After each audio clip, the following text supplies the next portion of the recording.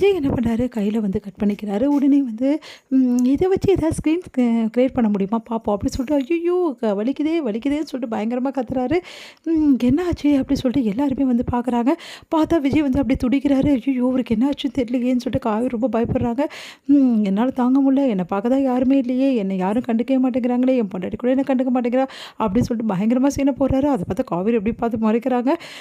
அடுத்து வந்து என்னாச்சு தம்பி அப்படி சொல்லிட்டு பாட்டி கேட்குறாங்க. நீங்கள் அமைதியாக இருக்க மாட்டீங்களா அப்படின்னு சொல்லிட்டு சாரதா கேட்குறாங்க. நீ அமைதியாக இருக்க மாட்டியா, இங்கே பாரு என்ன நடக்குதுன்னு சொல்லிட்டு, அந்த பையனுக்கு என்ன ஆச்சோ, அப்புறம் அவங்க தாத்தாக்கு யார் பதில் சொல்கிறது, நீ சொல்லுப்பா என்ன ஆச்சுன்னு. இங்கே பாருங்க பாட்டி எப்படி கையை கட் பண்ணிங்கன்னு, என்னால் முடியல பாட்டி அப்படின்னு. அச்சுச்சோ அப்படியாப்பா, சரிப்பா ஒன்றும் இல்லைப்பா பார்த்துக்கலாம் அப்படின்னு சொல்லிட்டு கிட்ட வராங்க. உடனே சாரதா வந்து இங்கே பாருங்க அத்தை, இங்கே வாங்க முதல்ல அப்படி சொல்லிட்டு சொன்னோன்னே, அவள் வேற திட்டாலே, சரிப்பா ஒரு காப்பித்தூள் ஏதாவது வைப்பா, இல்லைனா ஏதாவது ஈர துணி வச்சு சுற்றுப்பா சரியாயிடும் அப்படின்னு சொல்லிட்டு பாட்டி சொல்கிறாங்க. ஐயோ என்னை பார்க்க ஆளே இல்லையே, என்னை இப்படி தவிக்க விட்டாங்களே, என் தாத்தா இருந்தால் என்னை இப்படி பார்த்துருப்பாரா, என்ன பண்ணுறது, நான் இங்கே வந்து இப்படி இருக்கிறேனே தனியாக அப்படின்னு சொல்லிட்டு புலம்புறாரு. இதை பார்த்த காவேரிக்கு மனசே தாங்கலை. எல்லாம் உள்ளே வாங்க போகலாம் அப்படின்னு சொல்லிட்டு சாரதா வந்து எல்லாரையும் கூட்டிகிட்டு போகிறாங்க. அத்தையோட மனசு மட்டும் கரையவே மாட்டேங்குதே, மற்றவங்க எல்லாரும் கரைஞ்சி போகிறாங்க, இந்த அத்தை மட்டும் அப்படியே கல் மாதிரி இருக்காங்களே, எப்போ தான் கரைவாங்களோ அப்படின்னு சொல்லிட்டு யோசிக்கிறாரு நம்ம வந்து விஜய்.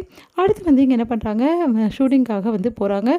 இந்த மாதிரி ஹேர் ஷூட் எடுக்கணும் அப்படின்னு சொல்லிட்டு எல்லாருமே வந்து நடிக்க வைக்கிறதுக்காக ஒருத்தராக வந்து செலெக்ஷன் பண்ணிகிட்ருக்காங்க. அப்போ விஜய் வந்து இந்த ஹேர் ஷூட்டுக்கு நான் தான் நடிக்க போகிறேன் அப்படி சொல்கிறாரு. அதை கேட்டு அதிர்ச்சி அடைகிறாங்க எல்லாருமே.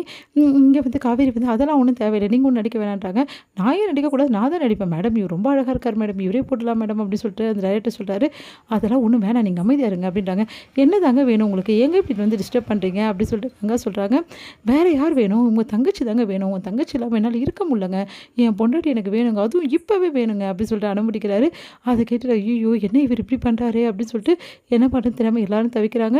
அப்போ வந்து விஜய் வந்து சொல்கிறாரு, ப்ளீஸுங்க இப்போவே உங்கள் தங்கச்சி என் கூட அமுச்சு விட்ருங்க, நான் இனிமேட்டு உங்கள் பேச்சுக்கே வர மாட்டேங்க, உங்களுக்கு டிஸ்டர்பே பண்ண மாட்டேங்கிறாங்க, ஏங்க இங்கேருந்து போயிடுங்க அவ்வளோதான் சொல்லிட்டேன் அப்படின்னு.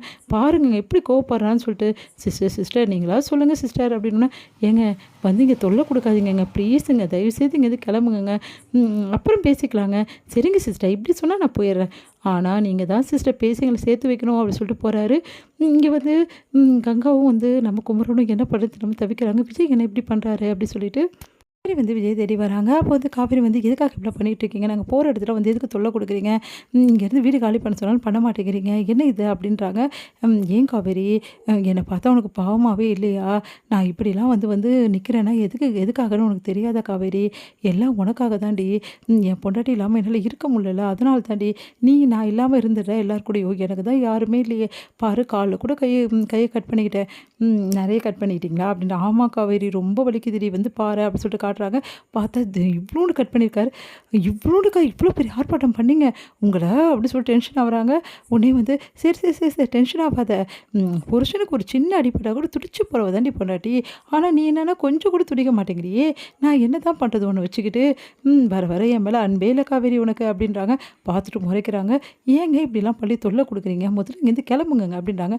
அதெல்லாம் நான் தான் கிளம்ப முடியாது சொல்லிட்டு இல்லை காவேரி அப்படி சொல்லிட்டு இருக்காங்க. இங்கே வந்து காவேரி வந்து கிளம்ப பார்க்குறாங்க. அப்போ திடீர்னு கையை பிடிக்கிறார் விஜய். கையை பிடிக்கிறீங்களா, எங்கள் அம்மா பார்த்தா பெரிய பிரச்சனை ஆகும், அவங்க பார்த்தா தானே, பார்க்காம நான் கையை பிடிச்சிக்கிறேன், நீயும் சந்தோஷமாக இருப்பேன் நானும் சந்தோஷமாக இருப்பேன் அப்படின்னு. அப்படியே பார்த்து முறைக்கிறாங்க. கையை விடுறீங்களா அப்படி சொல்லிட்டு கையை வெடுக்கிட்டு எடுக்கிறாங்க. ஏண்டி ஒரு பொண்டாட்டி கை கூட புருஷனுக்கு பிடிக்க உரிமை இல்லையா, இதெல்லாம் அநியாயம் காவேரி அப்படின்றாரு. பார்த்து முறைக்கிறாங்க காவேரி.